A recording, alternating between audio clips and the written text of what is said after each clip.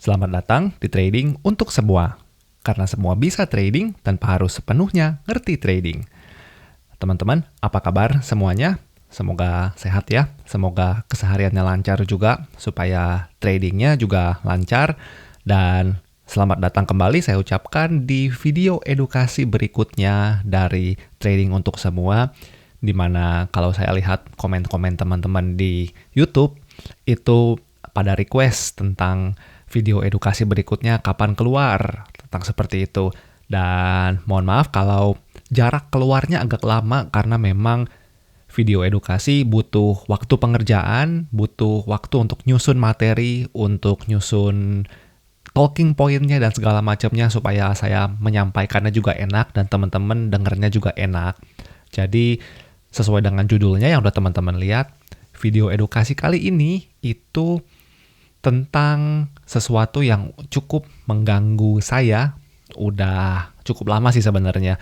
Jadi, apa sih yang mengganggu saya? Jadi gini, belakangan di sosial media sih umumnya banyak terjadi perdebatan, banyak terjadi argumen tentang trading baiknya murni price action, trading baiknya murni pergerakan market structure. Tapi ada juga yang bilang trading dengan indikator juga bisa kok dan segala macamnya. Jadi kalau dulu itu kan trading kan orang biasa berdiskusi tentang trading itu kan di forum ya.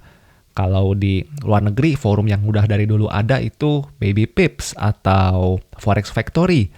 Dan juga kalau di Indonesia biasanya di Kaskus, tapi saya nggak tahu Kaskus itu udah ada pembahasan tentang trading atau belum.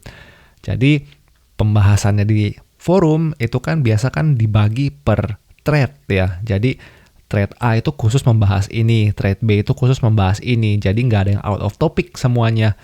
Tapi belakangan dengan maraknya influencer-influencer yang muncul di sosial media, jadi semua orang bisa melihat apa sih yang lagi dibahas dan juga semua itu bisa membicarakan tentang suatu hal tanpa adanya aturan-aturan out of topic gitu. Dan ya udah, jadi orang-orang juga bebas bahas di sosial media, jadinya cukup banyak nih perdebatan-perdebatan seperti ini. Jadi saya sih nggak tahu teman-teman menyadarinya atau enggak, tapi saya pribadi cukup menyadarinya, apalagi kalau di forum-forum yang luar negeri sih sebenarnya. Di Indonesia nggak gitu banyak kejadian, tapi saya rasa cukup baik, cukup bagus untuk diangkat topiknya menjadi satu video edukasi tersendiri supaya teman-teman bisa kemudian menentukan baiknya trading seperti apa sih gitu. Dan juga terutama ini sih, kalau saya mau lanjut ke slide berikutnya, terutama memang perdebatan-perdebatan ini terjadi karena selain dengan sosmed, itu juga karena di 2-3 tahun belakangan ini itu memang muncul berbagai jenis aliran-aliran trading yang baru gitu loh. Tanda kutip aliran ya. Jadi kalau dulu orang itu kan tradingnya ya mungkin ada market structure, tapi biasanya kalau dulu-dulu banget awal tahun 2000-an gitu kan orang trading itu kan semua indikator kan. Jadi orang berlomba-lomba mencari indikator apa yang bagus gitu. Jadi di 3-4 tahun belakangan muncul aliran-aliran baru yang membawa embel-embel big player, membawa embel-embel smart money gitu. Saya sih nggak menyalahkan analisisnya karena saya sendiri terbantu sekali dengan aliran trading yang seperti itu. Tapi yang jadi masalah di sini adalah ada aliran baru yang menitik beratkan tentang pergerakan market dan juga istilah-istilah rumit versus aliran-aliran lama yang memang dari dulu udah ada gitu. Jadi dengan maraknya sosmed, perdebatan-perdebatan tentang trading tersebut menjadi lebih marak. Jadi ada yang bilang kalau trading itu bagusnya seperti ini nih. Kalau trading itu ya kenapa sih harus pakai indikator, kan lagging, kan caranya tuh retail banget. Ini yang sering saya dengar itu caranya tuh retail banget kalau pakai indikator, yang smart dikit dong, seperti itu. Lalu yang kemudian trading pakai indikator, mereka mengcounter argumen gitu. Jadi mereka bilang, ya kamu nih ngomongnya retail, kamu sendiri tuh juga pemain retail gitu. Pemain besar itu hanya bank-bank sentral di negara-negara lain dan juga di institusi keuangan. Kamu sendiri tuh retail gitu. Lalu kenapa sih trading itu kok belakangan ini harus banyak singkatannya gitu? Kenapa sih yang gampang itu dibikin susah kayak gitu? Jadi banyak argumen-argumen yang terjadi di sosial media belakangan ini gitu. Jadi kenapa sih kok bisa ada perdebatan seperti itu loh? Padahal ibaratnya trading itu juga warisan keluarga juga bukan, si A yang nemuin juga bukan, si B yang nemuin juga bukan, kenapa harus diributin sih gitu. Jadi mungkin ya trading itu kan ada yang namanya melibatkan yang namanya win dan loss ya, dan juga seberapa besar winnya, seberapa besar lossnya. Jadi mungkin kalau menurut saya itu kalau kita sudah bicara win dan loss itu maka akan melibatkan ego dari masing-masing trader, terutama trader yang belum matang, trader yang mungkin belum begitu lama terlibat dalam trading, tapi mereka sudah merasa cara A itu lebih bagus daripada cara B, dan seperti itu. Jadi kalau kita mau bahas lebih lanjut, kenapa sih perdebatan itu bisa terjadi? Mungkin saya lanjut ke slide berikutnya nih. Oke, jadi kenapa sih bisa ada perdebatan-perdebatan tentang cara trading gitu kan? Yang pertama, yang bisa saya simpulkan adalah memang semua kembali lagi ke orangnya. Jadi tentang tradernya, terutama trader-trader yang belum matang gitu, yang memang belum lama terjun ke dunia trading sehingga mereka hanya melihat trading dari sisi mereka sendiri. Memang ujung-ujungnya adalah seperti itu. Tapi apa sih sebenarnya mendasari terjadinya mereka mau mendebatkan sesuatu yang harusnya nggak perlu didebatkan gitu kan. Nah, yang pertama terjadi adalah buat saya itu pengalaman pribadi mereka dengan satu metode tertentu yang memang bekerja untuk mereka gitu. Jadi katakanlah di sini ada 2 trader, satu trader itu mereka mereka lebih condong ke murni price action. Lalu kita punya satu trader yang udah berpengalaman dan udah sukses dengan indikator trading. Jadi kedua trader ini sama-sama sukses di aliran masing-masing, tapi mereka belum pernah coba satu sama lain nih. Jadi mereka baru hanya melakukan trading dengan cara mereka sendiri gitu. Jadi kayak contohnya kalau trader yang murni price action, kita bisa lihat cara mereka analisis adalah di sini ada BOS atau break of structure. Ini singkatan yang belakangan marak nih di sosial media. Lalu dia nge-break struktur, lalu dia ada zona premium, zona discount gitu kan. Jadi di tengah proses terjadinya break of structure ini terjadi yang namanya imbalance, ini zona imbalance namanya. Lalu yang biasa trader price action lakukan adalah kalau mereka melihat imbalance, katakanlah mereka langsung ambil sell di 50% dari imbalance tersebut. Lalu mereka dapat nih 1/berapa R ini saya nggak tahu nih, 1/3 katakanlah. Dan mereka sukses dengan cara seperti ini. Di sisi lain, dengan gerakan market yang sama, indikator trading akan menganalisisnya secara beda gitu. Ini gerakan yang sama dengan yang ini. Tapi dibahasnya secara beda. Katakanlah, anak-anak indikator trading itu tradingnya dengan ini parabolic SAR namanya. Parabolic SAR digabung dengan kedua simple moving average, SMA. Jadi katakanlah, ini sih bukan trading style saya, cuma katakanlah mereka ambil sell kalau parabolic SAR-nya berubah dari bawah ke atas, lalu harga menembus si kedua buah SMA ini. Kalau ada signal seperti ini, mereka akan mengambil sell, katakanlah. Katakanlah mereka sell di sini, kemudian kena break even, lalu mereka dapat signal lagi, dan mereka ambil sell dan dapat kurang lebih, katakanlah ini 1/3R. Ya kita nggak tahu sih, tapi untuk keperluan edukasi ini katakanlah 1/3. Nah, dengan cara mereka yang trading dengan indikator, kita bisa lihat walaupun waktunya sedikit berbeda, result yang mereka dapatkan itu sama aja kan sebenarnya. Jadi,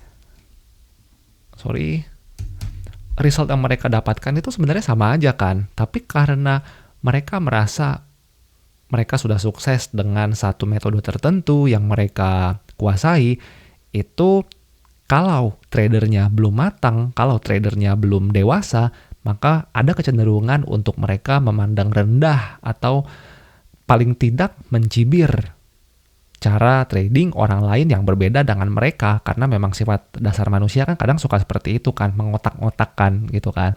Tapi salah satu alasan mendasar buat saya adalah ini, pengalaman pribadi masing-masing. Begitu. Lalu yang kedua, kenapa sih bisa ada perdebatan tentang cara trading? Jadi menurut saya lagi-lagi pengaruh media sosial nih sekarang. Kalau zaman dulu kita trading itu diskusinya hanya di forum-forum tertutup, di Kaskus, di Forex Factory, di Baby Pips gitu kan. Nah sekarang itu kan ada sosial media, Instagram, TikTok, Twitter, Facebook sih jarang ya lihat ada orang trading di Facebook, tapi biasanya Instagram yang banyak nih. Sekarang kan ada Instagram Reels dan segala macamnya. Jadi dengan adanya sosial media, jadi kan siapapun selama dia memang punya sistem trading yang bagus, mereka punya penyampaian yang baik, dan juga mereka punya kemampuan pembuatan konten yang baik, itu kan siapapun dapat dengan mudah muncul ke permukaan ya. Jadi yang barusan saya sebut itu ya berlaku juga untuk channel ini sebenarnya. Nah, dengan mudahnya orang muncul ke permukaan selama mereka punya kredibilitas yang bagus di sosial media, itu kan orang jadi lebih mudah mengumpulkan followers ya. Jadi dengan kata lain orang tersebut adalah tanda kutip influencer gitu kan. Nah, influencer tersebut kalau mereka punya persona yang kuat, kalau mereka punya ciri khas yang kuat, itu kan ajarannya itu kan bisa meresap kuat ya ke dalam pikiran-pikiran orang-orang yang memang sedang mencari edukasi tentang trading gitu kan. Jadi mereka dengan gampang itu mengumpulkan tanda kutip murid-murid mereka, dan bagi murid-murid mereka tersebut, persona mereka itu menjadi suatu suatu idola untuk mereka. Dan kalau mereka sudah punya idola tersebut mengatakan A, mereka akan setuju. Idola tersebut mengatakan B, mereka itu akan setuju gitu loh. Masalahnya, trader yang mentalnya belum matang, trader yang memang belum dewasa dan belum mengetahui seluk-beluk trading secara keseluruhan, kalau mereka melihat orang-orang dengan persona, dengan ciri khas, dan dengan ajaran yang bagus, menarik untuk mereka itu akan gampang terpengaruh dan menganggap ajaran-ajaran dari masing-masing orang itu adalah yang paling benar, sehingga mereka cenderung untuk lebih memandang rendah ilmu-ilmu trading lain. Jadi buat saya inilah yang mendasari terjadinya perdebatan-perdebatan di sosial media ataupun di forum ataupun di komunitas di Telegram, di Discord dan segala macamnya itulah. Jadi kalau kita mau ngambil contoh nih, mentor-mentor atau influencer yang udah memiliki nama besar, kalau di luar negeri, contohnya yang belakangan sedang naik daun sekali, ini ada ICT atau Michael Huddleston. Jadi beliau ini disebut sebagai bapaknya dari smart money concept. Jadi yang kalau teman-teman di sini ada yang trading smart money concept, order block, FVG imbalance dan segala macamnya, ini disebutkan bahwa beliaulah yang menemukan konsep tersebut. Sekarang subscribersnya sudah 530k di YouTube. Dan juga ada satu orang, si bapak ini, Michael ini, asal dari Amerika. Dan juga kalau kita mau lihat satu orang lagi yang cukup terkenal, itu ada satu trader dari UK, dari London, RoxFX. Saya nggak tahu nama aslinya siapa, tapi dia biasa memberikan ilmu trading dan juga ilmu psikologi dengan berwibawa, dengan perawakannya yang besar karena dia fitness juga. Jadi dengan cara memberitahukannya itu, cara edukasinya itu, jadi orang-orang lebih merasa terpesona dengan cara trading dia gitu. Dan followingnya dia di YouTube udah 317.000. Namanya udah besar sekali. Lalu contohnya yang ketiga ada Trading Fanatic namanya. Ini orang Belanda. Tinggalnya sih di Belanda, tapi orang mana saya nggak tahu. Ini Ilya ini followersnya mungkin di antara yang dua ini mungkin paling sedikit. Hanya tanda kutip 92.000. Dan beliau ini cara tradingnya adalah dengan supply demand. Biasa setahu saya dia fokus di Euro USD setahu saya nih. Nah, ini yang di luar negeri. Kalau kita mau ngambil contoh di dalam negeri, di Indonesia, itu contohnya ada Mas Rizky Aditama. Mas Rizky Aditama ini sekarang followersnya, subscribersnya sudah 170.000. Beliau itu cara tradingnya adalah dengan market structure dengan Fibonacci. Jadi kebetulan saya kenal juga dengan beliau. Sekarang mungkin dia dipanggil Mas Tama sama subscriber saya, cuma saya kenal beliau dengan Mas Rizky. Jadi kalau teman-teman lagi ada yang main ke channelnya Mas Rizky habis ini bilang ya, saya tahu Mas Rizky dari trading untuk semua nih gitu. Oke, thank you teman-teman. Oke, jadi Mas Rizky ini trading simple tapi profitable. Jadi kalau teman-teman mau trading dengan market structure Fibonacci bisa ke channel beliau. Lalu contoh lain kita di sini punya Vlog Forex. Vlog Forex ini advanced price action. Jadi beliau ini cara tradingnya itu dengan supply demand. Mereka trading dengan teknik-teknik seperti Quasimodo dan base rally, base apa saya nggak tahu singkatannya. Istilahnya apa saya nggak tahu, tapi mereka punya cara trading yang bagus. Dan juga terakhir ini channel yang membahas tentang market maker konsep, smart money konsep di Indonesia. Bapak, saya mohon maaf saya nggak tahu namanya siapa, tapi ini bapak dari 10 pips per hari. Jadi yang ingin saya bilang di sini adalah pengaruh-pengaruh beliau-beliau ini dan juga beliau-beliau yang di luar negeri ini, itu pengaruhnya sangat besar dalam mengedukasikan trading forex. Jadi karena cara tradingnya bagus, cara bikin kontennya bagus, dan terutama cara menyampaikan ajarannya juga bagus, itu banyak orang yang merasa mereka ini adalah mentor bagi mereka, guru besar bagi mereka, sehingga apapun yang mereka katakan akan diiyakan oleh teman-teman trader yang mungkin belum matang, dan sehingga menyebabkan karena mereka sudah terlanjur mengidolakan orang-orang tersebut, mereka jadi lebih gampang untuk memandang rendah cara-cara trading lain gitu loh. Padahal kita kalau trading itu kan yang dicari sama aja ya. Apapun cara tradingnya, apapun cara kita mau chartingnya, cara mau menganalisisnya, yang dicarikan apa sih? Yang dicarikan biru-biru yang ada di MetaTrader kan. Angka-angka biru ini ya mungkin ada merahnya sedikit, yang namanya trading kan pasti ada loss, tapi kan tujuan akhirnya adalah kita mau dapat biru-birunya kan, dapat profit kan, gitu kan. Jadi ngapain sih kita mendebatkan cara-cara trading gitu kan? Dan kalau mau kita ibaratkan, katakanlah trading itu adalah olahraga, buat saya kalau trading diibaratkan olahraga itu adalah maraton. Jadi gini, maraton semua orang melakukan hal yang sama, yaitu lari. Dan semua orang tujuannya adalah ke garis finish. Di maraton itu nggak ada yang namanya dulu-duluan. Jadi nggak ada itu yang namanya, ada sih peringkat 1 siapa, peringkat 2 siapa. Tapi kalau teman-teman punya rekan atau punya keluarga yang lari maraton, tanyain deh, tujuan maraton itu sebenarnya buat ngedulu-duluan atau buat menang terhadap diri sendiri. Jadi maraton itu tujuannya adalah kita sampai ke garis finish. Kita enggak mendahului orang-orang lain. Tujuan utamanya bukan itu. Tujuan utamanya adalah kita mengalahkan rekor kita sendiri, kita mengalahkan mental kita sendiri untuk ke garis finish. Semuanya tuh untuk diri sendiri. Trading itu seperti itu.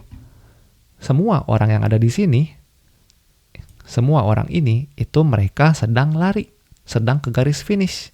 Atau kalau kita ibaratkan mereka sedang trading. Nah, yang mereka pakai ini nih. Nah, ini orang trading dengan katakanlah simple moving average. Orang yang di sini sedang trading menggunakan sepatu yang namanya supply demand. Yang ini sedang lari atau sedang trading menggunakan sepatu yang namanya katakanlah smart money concept gitu. Orang yang di tengah ini katakanlah saya si trading untuk semua ini. Dia lari menggunakan sepatu yang namanya Heikin Ashi Candle, menggunakan sepatu yang namanya EMA atau market structure gitu.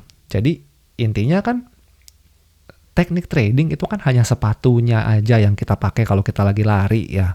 Jadi kalau sepatu ini cocok untuk kita dan nggak cocok untuk si orang yang ini, ngapain kita harus cibir gitu kan? Ngapain kita harus ganggu mereka? Kalau mereka cocoknya dengan sepatu ini ya udah, selama kita semua sampai ke finish, harusnya nggak ada masalah dong. Jadi begini, yang membuat trading itu harusnya adalah perjuangan dari masing-masing dan nggak perlu didebatkan gitu.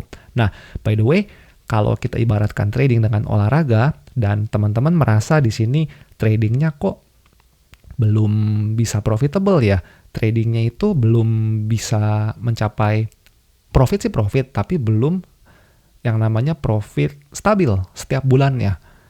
Kemungkinannya kalau kita ibaratkan dengan olahraga lari adalah kalau teman-teman belum mendapatkan profit yang konsisten, kemungkinannya mungkin 2. 1, sepatunya. Yaitu teman-teman mungkin nggak cocok dengan sepatu yang ini, harus cari sepatu yang lain lagi, yaitu tekniknya.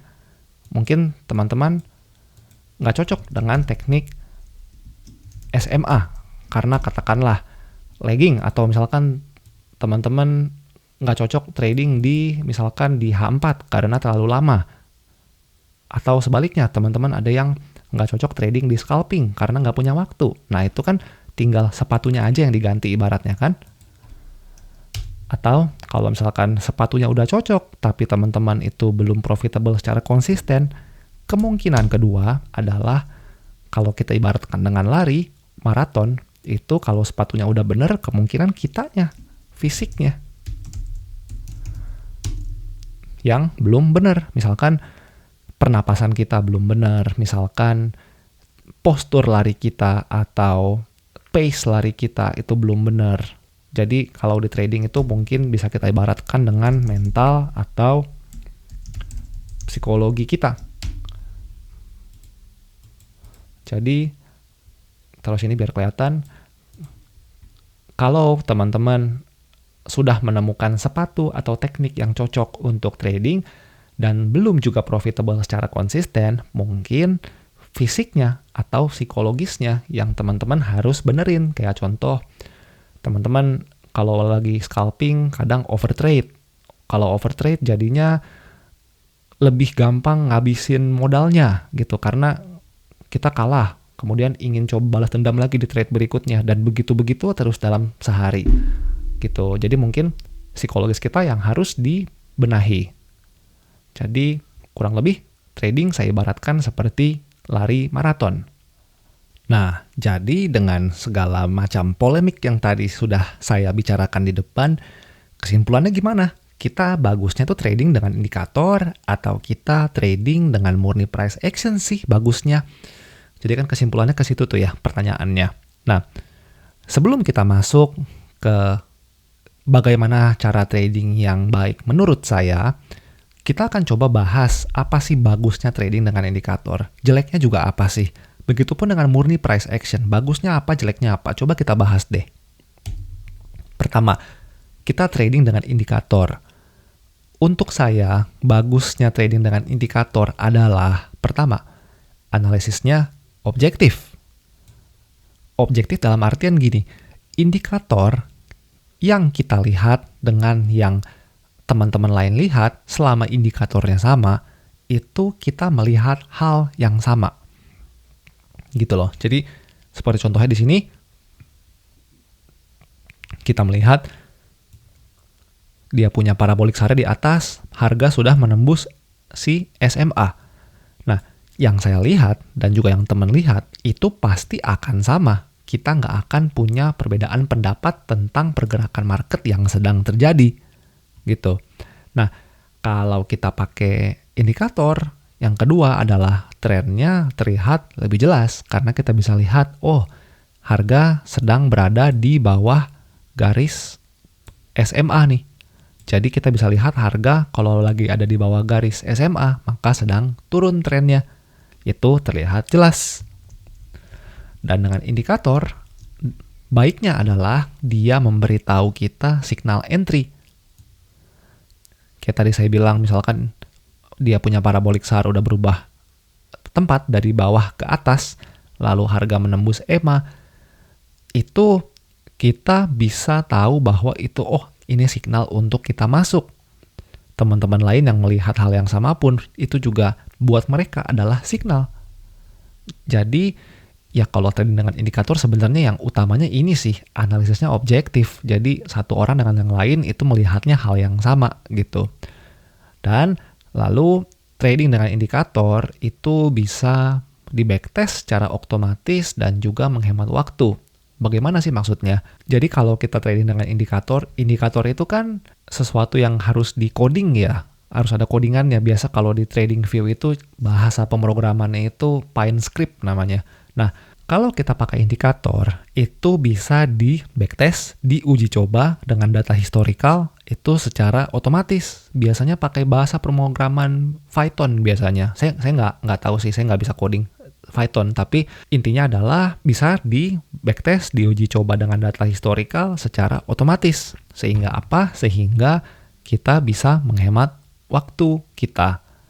Jadi ya kita cuma perlu lihat indikatornya aja sedang ngapain. Kalau dia nggak ngasih signal, ya udah kita nggak perlu ngeliat chart lagi. Kita bisa melakukan kegiatan yang lain. Bagusnya kan begitu ya. Tapi jeleknya kalau kita pakai indikator itu yang ini udah alasan nomor satu yang dibilang semua orang kalau kita lagi ngomongin indikator adalah lagging. Lagging itu maksudnya gimana sih? Jadi kan indikator, misalkan SMA. Jelek banget tulisannya. Ya udahlah ya. Ya SMA gitu katakanlah ya. SMA itu kan simple moving average. MA, moving average. Moving average itu cara hitungnya adalah dia mengambil rata-rata harga dari sekian hari atau sekian candle yang kita definisikan sebelumnya. Jadi kalau misalkan SMA-nya itu SMA 7 katakanlah. Simple moving average periodenya 7. Dan kita sedang berada di time frame 1 hari. Kan cara ngitungnya adalah ya beginilah, ini agak error. Cuma ibaratkanlah kita lagi ada di time frame 1D, 1 hari.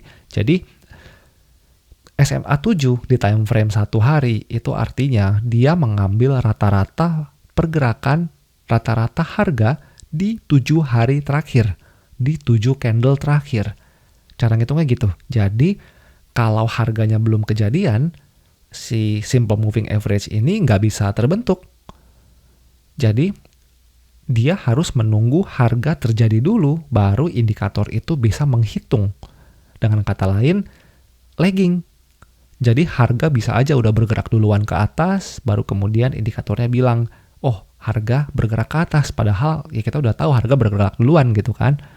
Nah, itu lagging. Lalu dia bisa memberikan signal palsu, dan yang mana kalau misalkan kita tidak menguasai yang namanya gerakan market dasar, itu kita bisa menyebabkan ketergantungan terhadap indikator. Kalau kita sudah ketergantungan dengan indikator dan indikator tersebut memberikan kita signal palsu, yang ada adalah kita bisa loss dan akun kita bisa hilang, margin call. Signal palsu itu biasanya terjadi di market-market yang sideways seperti ini. Jadi kalau sideways itu dia memberikan signal sell padahal harga masih balik lagi ke atas. dan dia memberikan signal ke atas padahal harga masih balik lagi ke bawah dan segala macamnya. Seperti itu. Lalu ada repainting. Repainting ini biasa terjadi kalau kita di MetaTrader biasanya. Jadi misalkan indikator sudah memberitahukan kita untuk sell, tapi setelah harga candle nutup dan candle berikutnya membuka, itu indikator yang tadinya memberikan kita sell itu jadi hilang signal sell-nya. Nah, itu yang disebut dengan repainting gitu. Nah, ini trading dengan indikator. Kalau murni market structure itu kelebihannya gimana sih? Nah, kalau tadi indikator itu kekurangannya adalah lagging, kelebihan dari trading murni market structure adalah itu gerakannya real time. Kalau real time, akurasi kita menjadi lebih tinggi karena kita bisa menangkap gerakan di awal dia terjadi. Jadi kita nggak perlu tahu market itu closing lalu indikatornya baru memberikan kita signal. Kita nggak perlu tahu itu karena kita bisa tahu market sedang memberikan signal ke kita. Karena ya kita bisa menangkap gerakan market tersebut di fase awal dia terjadi. Gitu. Lalu yang biasa dianggap bagus, yang biasa trading murni market structure ini dianggap bagus adalah karena dia fleksibel. Bisa menggunakan beberapa aliran sekaligus. Seperti contohnya, ini katakanlah kita trading dengan aliran yang namanya supply demand atau smart money concept. Ketika harga turun dan dia membreak struktur yang di sini, dan kemudian kita bisa lihat harga meninggalkan yang namanya zona imbalance di sini, zona ketidakseimbangan. Lalu kita bisa lihat kalau market menemukan yang namanya imbalance, biasa market akan menghampiri lagi imbalance tersebut, menjemput sebelum kemudian dia melanjutkan perjalanannya ke bawah. Seperti ini. Nah, ini dari sudut pandang smart money concept. Dan supaya kita lebih yakin, kita juga bisa menggabungkan beberapa aliran lain. Seperti contohnya, di sini kita bisa lihat ada yang namanya bearish flag pattern. Saya nggak tahu namanya bener nggak bearish flag pattern. Teman-teman kalau salah tolong kasih tahu di komen. Cuma kita bisa menggabungkan aliran yang ini namanya chart pattern gitu. Jadi secara smart money, SMC dia sudah dapat, secara chart pattern juga dia udah dapat, ada bearish flag pattern, dia setelah break, dia akan membentuk flag seperti ini, lalu dia break, kita tunggu retest, kemudian baru kita ambil ke bawah. Jadi bagusnya dari trading murni market structure adalah kita bisa menggabungkan ke beberapa aliran trading sekaligus, begitu. Tapi ada juga kekurangannya, yaitu seperti yang tadi saya bilang, karena kita bisa menggabungkan beberapa aliran trading sekaligus, analisis yang kita punya itu bisa subjektif. Subjektif dalam artian satu trader dan trader lain itu bisa memiliki pandangan yang berbeda. Dan juga ada yang namanya second guess, yaitu kita meragukan analisis kita sendiri yang sudah dilakukan sebelumnya. Gitu, seperti contoh, kita bisa lihat di sini ada break of structure kan, ada struktur yang sudah di break gitu kan. Lalu kemudian kita tahu bahwa market ini sebenarnya sedang ke bawah.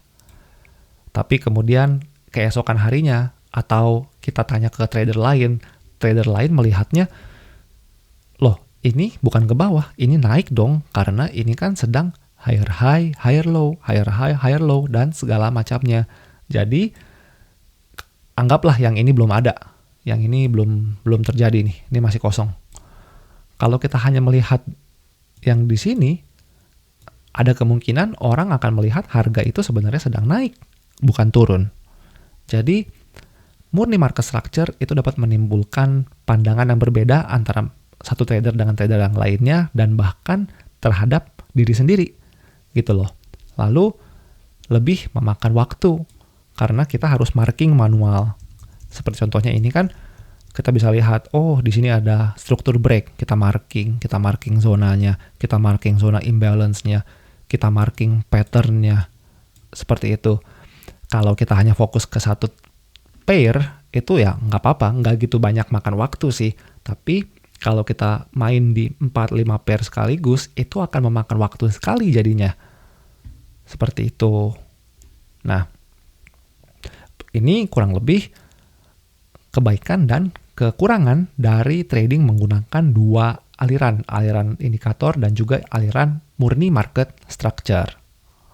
Lalu kemudian setelah kita membahas kekurangan dan kelebihan dari trading di masing-masing aliran indikator versus market structure, pertanyaan kemudian adalah ini kan, kalau di trading untuk semua, kenapa jadi begini?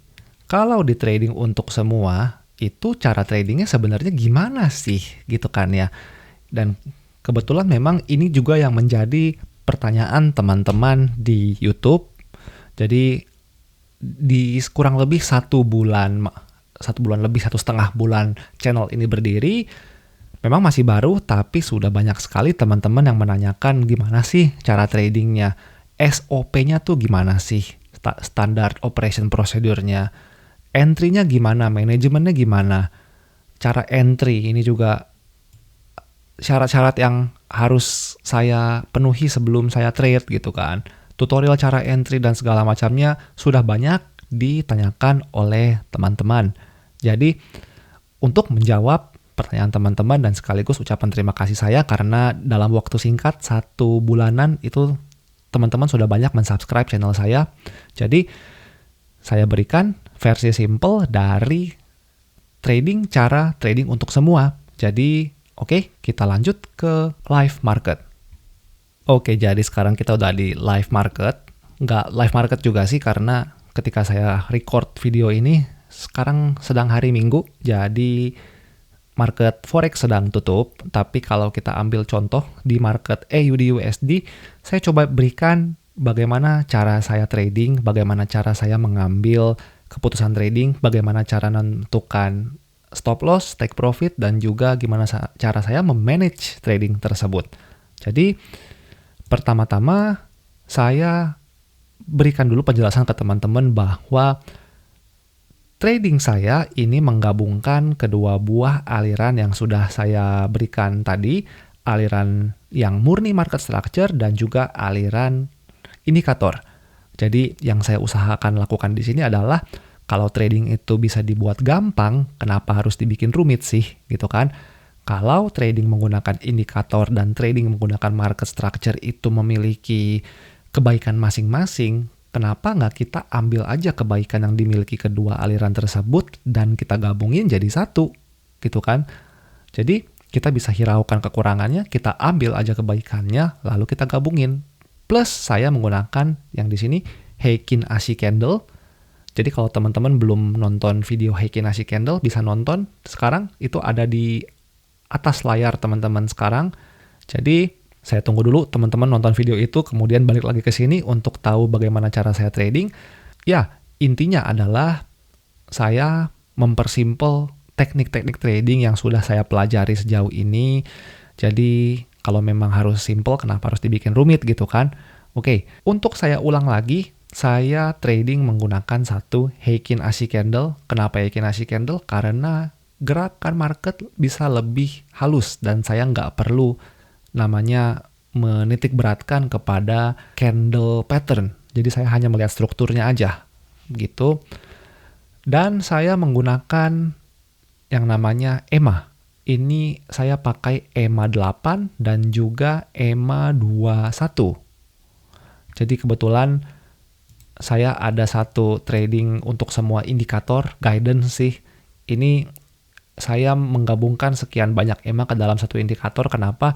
Karena kalau kita pakai trading view yang gratis, itu kita nggak bisa pakai indikator lebih dari 3. Jadi saya coding ulang, EMA semua saya masukin, dan juga sebenarnya ini sih, di trading untuk semua indikator ini, saya punya satu plot trend namanya. Ini jadi kalau kita nyalakan, kita bisa tahu market sedang ngarah kemana. Kalau plotnya ini sedang ada di bawah market, berarti market sedang naik. Kalau plotnya ini sedang ada di atas market atau di atas harga, berarti market sedang turun. Ini sangat berguna sekali ketika saya sedang bekerja, ketika saya sedang nggak bisa mikir, nggak bisa menentukan market itu sekarang sedang ngapain, karena sibuk dengan kerjaan sehari-hari dan segala macamnya, saya pakai bantuan ini. Tapi memang pada akhirnya kita sendiri sebagai tradernya yang harus menganalisis market secara manual supaya lebih akurat gitu. Dan kalau teman-teman mau pakai indikator ini, trading untuk semua ini, dan teman-teman bisa lihat ada apa aja di dalamnya, teman-teman bisa klik di link yang saya berikan di deskripsi video di bawah. Ini sebagai ucapan terima kasih saya juga karena sudah ada 1.000 orang lebih, mungkin udah mau 1.500 sekarang yang subscribe channel ini. Jadi sebagai bentuk terima kasih saya berikan saya berikan indikator trading untuk semua ini ke teman-teman, yang terutama sih di bagian ininya ya, trend plotnya. Ini bisa membantu banget untuk teman-teman menentukan arah. Oke? Tapi lagi-lagi saya ingatkan, jangan terlalu bergantung kepada indikator, tapi kita harus menganalisis market dengan diri kita sendiri. Oke? Kita lanjut. Jadi, kebetulan saya di sini juga ada indikator kedua saya. Ini indikator custom saya sendiri, TUS Momentum namanya. TUS itu trading untuk semua. Tapi untuk keperluan edukasi ini, kita hanya akan berikan trading simple tanpa ada indikator tambahan, yang mana trading simple ini bisa teman-teman langsung praktekkan di rumah, di kantor, dimanapun sehabis nonton video ini. Oke?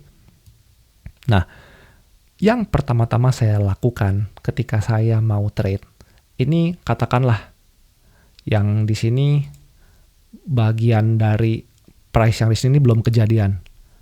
Saya nggak bisa backtest ini pakai replay, nggak bisa karena ini Heikin Ashi. Kalau pakai Heikin Ashi dia nggak bisa tuh. Jadi saya terpaksa lakukan dengan keadaan market sudah develop semua, tapi kita anggap yang bagian sini itu belum ada, oke? Jadi yang pertama-tama kalau saya mau trading, itu saya identifikasi strukturnya sedang kemana. Seperti yang saya lakukan di Market Outlook setiap minggunya. Jadi seperti ini, kita bisa lihat struktur sedang naik, sampai kemudian dia turun. Dia nge-break struktur yang ini.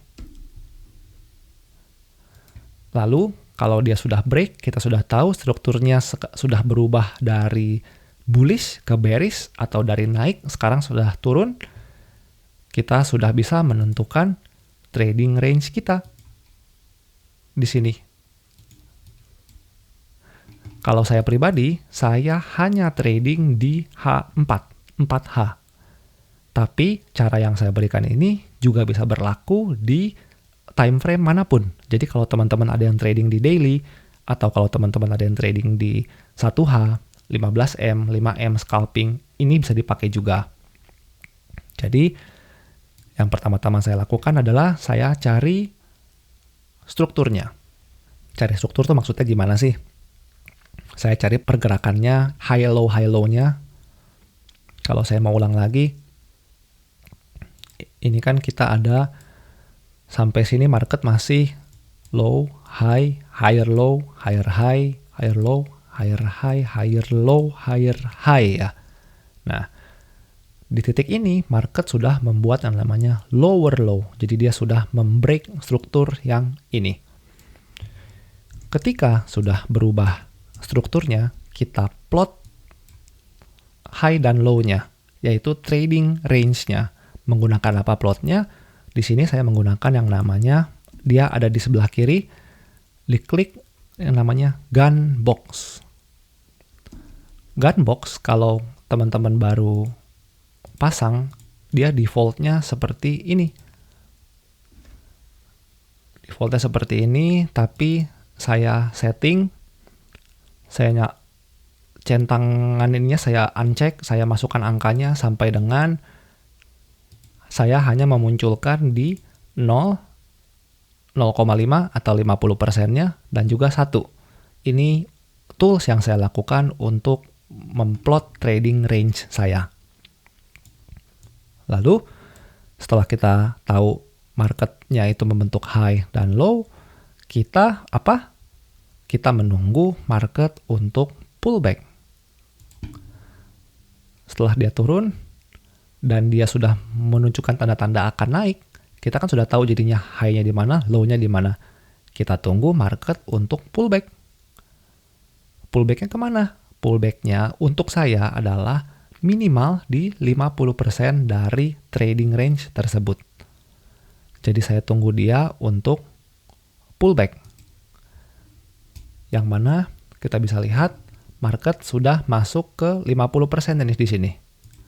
Di sini. Dia sudah masuk ke 50%-nya. Nah, kalau sudah begini, mau ngapain nih? Nah, kita kan tahu market sekarang sedang turun. Syarat pertama, market sedang turun. Kita sudah lihat trading range-nya. Syarat kedua, kita tunggu market untuk pullback ke 50%. Kita sudah melihat syarat kedua terpenuhi.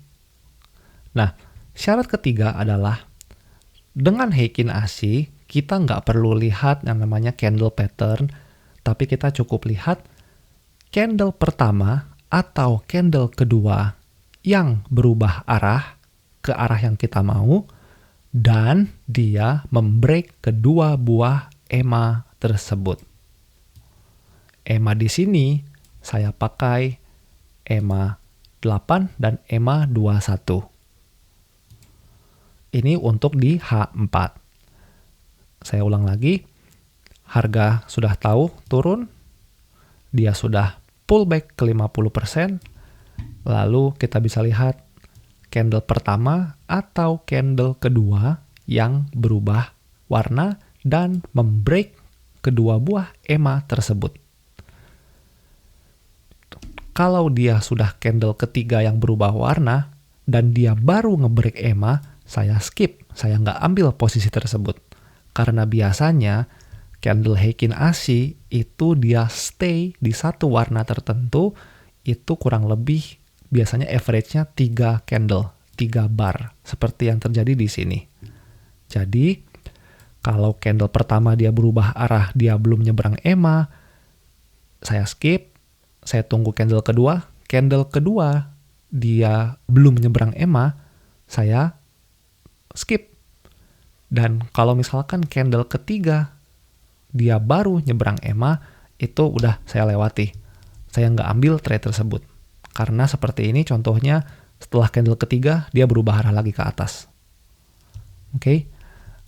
Jadi triggernya adalah candle pertama atau candle kedua yang berubah arah, yang berubah warna, dan juga menyeberang si EMA. Oke, kalau sudah, kita ambil sell.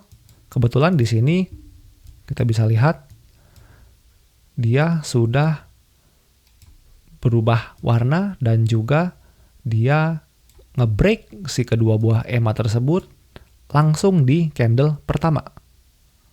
Oke ya, kelihatan ya. Jadi kalau sudah seperti ini adalah saya ambil sell, lalu saya setting stop loss-nya di mana? Stop loss-nya adalah di atas high sebelumnya. Katakanlah 5-10 pips di atas high yang terakhir. Ini 51, katakanlah 56, 57 deh.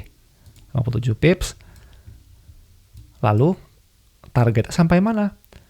Antara targetnya sampai dengan low terakhir yang tercipta di market. Kalau ini lagi sell, berarti kan kita ngincarnya low ya. Karena anggapannya kalau market mau turun, maka titik pertama yang harus dia hampiri sebelum dia break struktur lagi adalah low terakhir kan? Gitu. Jadi saya ambil sell di sini.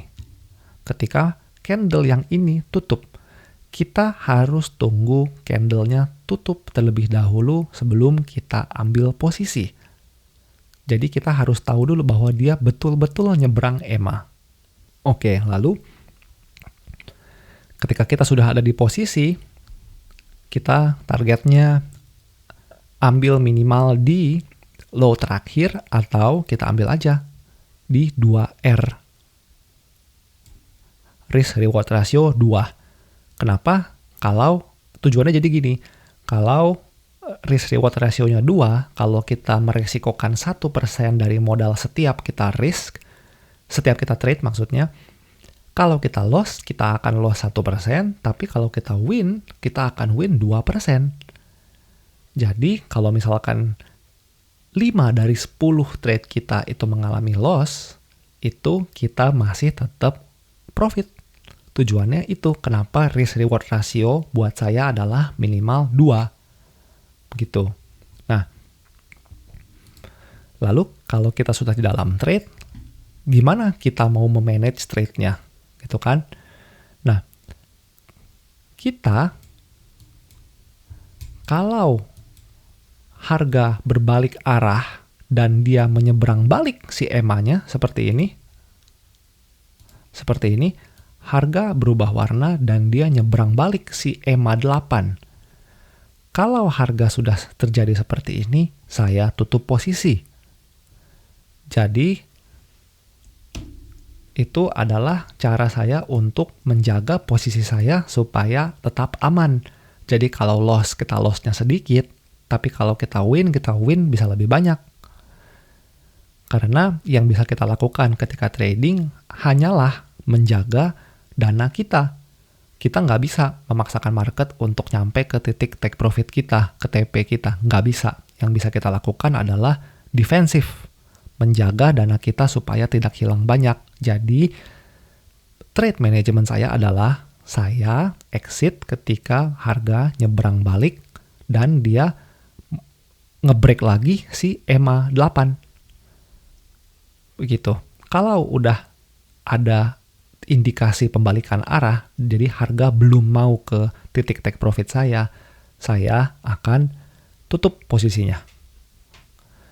Bisa dilihat kalau saya nggak tutup posisinya, saya biarkan, saya akan kena loss di sini. Oke?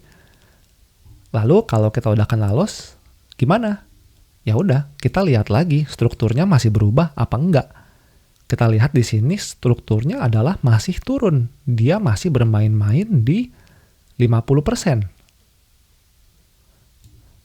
Jadi yang ini sebenarnya saya harusnya nggak ambil nih yang ini.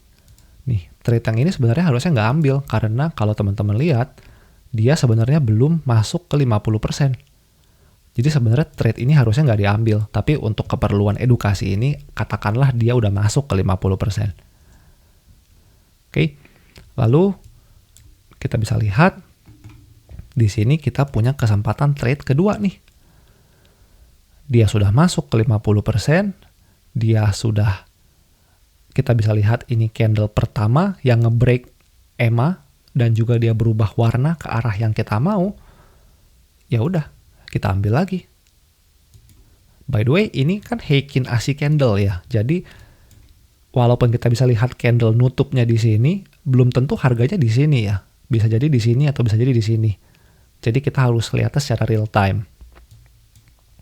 Jadi katakanlah ini 5 pips di atas high, maksud saya. Di atas high yang terjadi, kita ambil 1:2. Nah, katakanlah ketika kita ambil posisi ini, harga sudah mencapai 1R, risk reward ratio 1. Ketika harga sudah sampai di 1R, kalau saya akan set break even di sini. Break even maksudnya gimana? Stop loss yang tadinya ada di sini akan saya pindahkan ke titik entry saya di sini. Titik entry ditambah dengan spread atau komisi dari broker-broker teman-teman sekalian. Tapi kalau saya ketika harga sudah masuk ke risk reward ratio 1R, saya akan pindahkan stop loss saya ke titik entry. Jadi posisi saya sudah aman. Jadi kalau harga sewaktu-waktu berbalik ke posisi berbalik terhadap arah yang saya mau, saya akan kena break even, tapi uang saya nggak hilang. Tapi dalam kasus ini, kita mungkin akan mendapatkan sedikit profit. Karena kita bisa lihat di sini harganya nyebrang balik ke EMA kan. Kalau harganya nyebrang balik, kita harusnya tutup posisi kita di sini. Jadi lumayan. Jadi loss kita yang di sini, ini kan ada loss sekitar 0, sekian persen nih. Ini akan ketutup dengan posisi kita yang di sini. Nih yang di sini, kita kan close posisi di sini ya. Begitu. Lalu ya kita lakukan itu terus-menerus. Kita kalau dapat signal lagi seperti di sini, itu kita ambil lagi. Katakanlah ini kan candle news sepertinya ya. Kita katakanlah di sini stop loss-nya di atas high sebelumnya. Lalu kita ambil di sini 1:2. Tapi ketika harga sudah 1:1, 1R, kita set break even. Stop loss-nya kita pindahkan ke titik entry kita. Lalu apa yang terjadi? Harganya nyebrang balik EMA, lalu kita tutup posisi kita di titik harga yang nyebrang balik si EMA. Kita bisa dapat kurang lebih ya 0, sekian persen, lumayan. Begitu terus. Kita ambil lagi posisi yang ini, katakanlah yang ini kita bisa lihat harga sudah break struktur yang ini sehingga kita bisa sudah menemukan trading range yang baru. Harga kembali ke, ya katakanlah untuk keperluan video ini, katakanlah harga sudah kembali ke 50% dari trading range. Di sini. Lalu untuk keperluan video edukasi ini, katakanlah ini masih putih. Ini masih putih dan ini candle pertama yang berubah arah, tapi dia belum nyebrang si EMA. Lalu candle kedua yang berubah arah dan nyebrang EMA adalah candle signal kita. Kita berikan garis merah. Ini adalah candle signal kita. Ketika dia tutup, kita ambil sell. Stopnya di mana? Stopnya di atas high yang terakhir. Kalau kita lagi buy, stopnya adalah di bawah low yang terakhir. Lalu kita ambil risk reward ratio 1:2.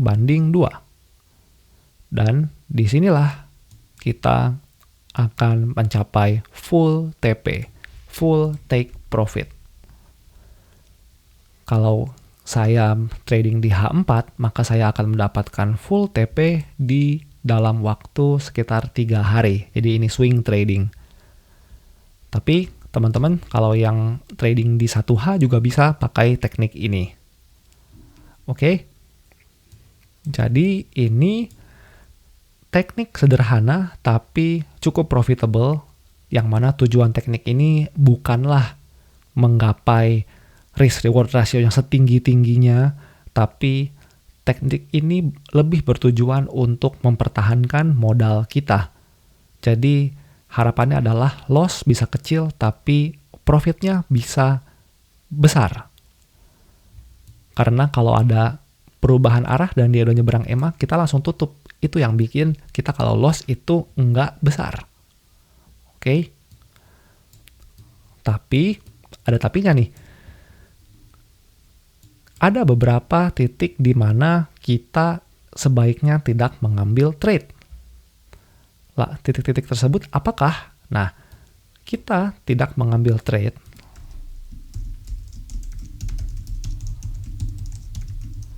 jika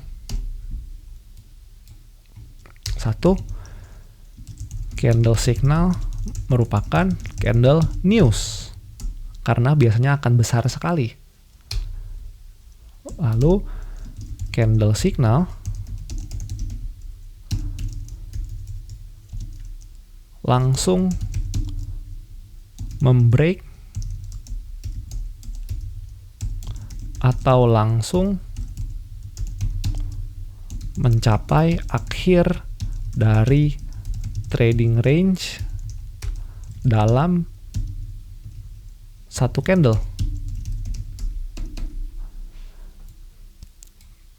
Kalau candle signal merupakan candle news, itu teman-teman saya rasa sudah tahu. Jadi news yang harus diperhatikan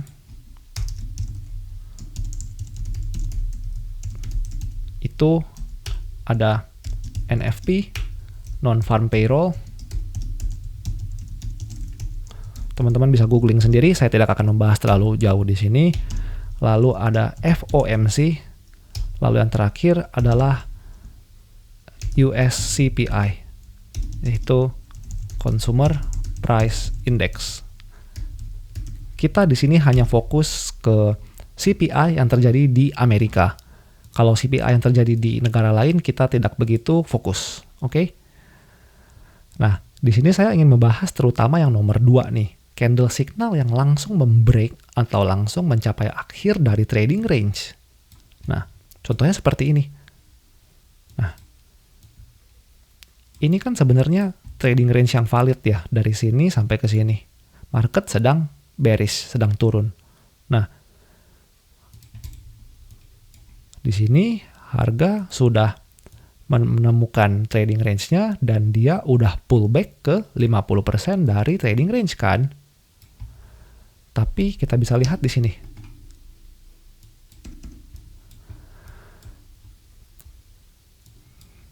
Katakanlah ini masih candle putih ya. Ini candle pertama yang berubah arah, ini candle yang kedua. Candle yang pertama kita bisa bilang ini belum menembus si EMA. Jadi kita masih bisa tunggu dulu. Nah, candle yang kedua, dia memang menembus si EMA dan ke arah yang kita mau. Tapi kalau kita lihat di sini, dalam satu candle, dia hampir menembus range yang ada. Dan hanya menyisakan beberapa pips, sekitar 27 pips sampai dengan ke akhir range. Kalau udah seperti ini, saya akan skip. Saya nggak akan ambil trade yang ada. Jadi, kurang lebih seperti ini cara sistem trading sederhana saya, yang mana ini merupakan bagian dari beberapa entry model saya, beberapa teknik saya di trading untuk semua ini. Tapi teknik yang berikutnya akan saya simpan untuk kesempatan berikutnya. Namun, teknik sederhana ini bisa teman-teman praktekkan langsung dan ini cukup profitable. Tergantung bagaimana teman-teman mengatur trade manajemennya, risk manajemennya, money manajemennya. Jadi, untuk tekniknya sendiri sudah terbukti profitable di saya dan cukup memberikan ya tambahan penghasilan tambahan per bulan lah untuk katakanlah bayar biaya hidup dan segala macamnya. Jadi kalau kita mau rekap ulang bagaimana sistem trading ini bekerja,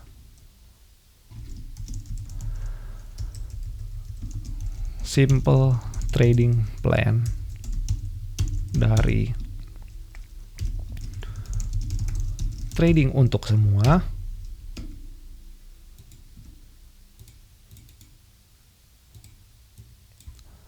Yang pertama kita lakukan adalah set candle ke Heikin Ashi, pasang indikator atau guidance dari trading untuk semua. EMA-nya pakai 8 dan 21. Dan kalau teman-teman mau pakai EMA yang lain juga silakan. Ini bebas karena trading itu personal. Sistem saya bisa berbeda dengan sistem teman-teman. Lalu kita identifikasi struktur. Higher high, higher low, atau lower high, lower low. Kalau sudah identifikasi struktur, kita tunggu market pullback ke 50% dari struktur, dari range. Oke. Lalu entry-nya adalah candle pertama atau kedua yang berubah warna ke arah yang kita mau. Kalau sudah candle ketiga, kita skip trading tersebut.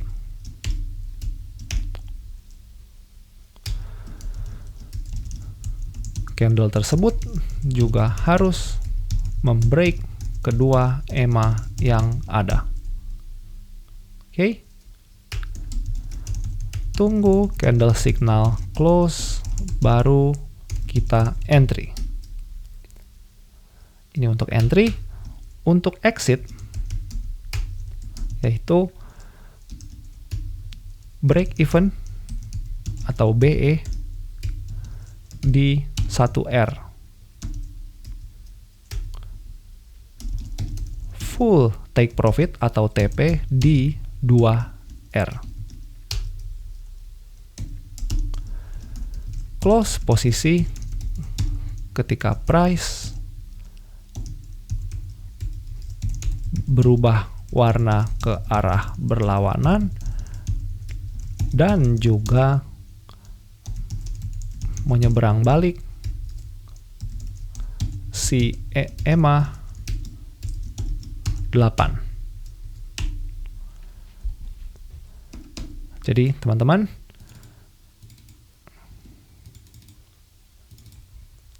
ini saya ubah dulu ke 16.